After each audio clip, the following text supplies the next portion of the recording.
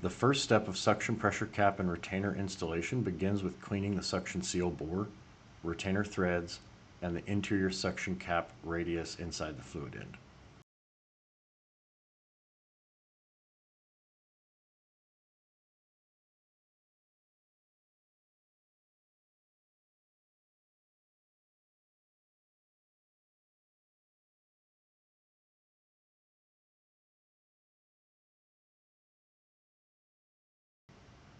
Next, we're going to lubricate the seal and place the pressure cap into the suction bore.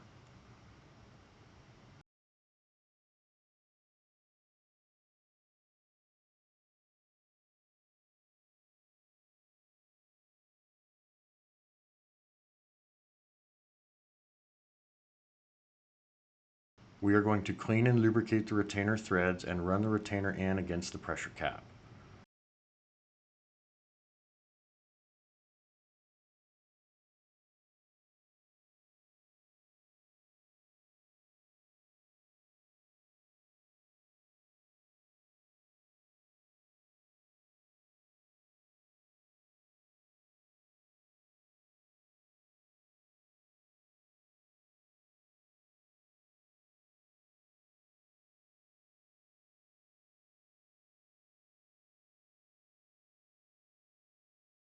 We're going to use a hammer wrench to rotate the retainer nut and run in the suction pressure cap at the same time.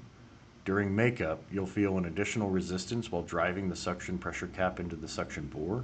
However, it will be a smooth resistance, and it will install the suction pressure cap squarely and evenly into the bore. Once installed, we'll tighten the retainer with a couple sharp hammer strikes.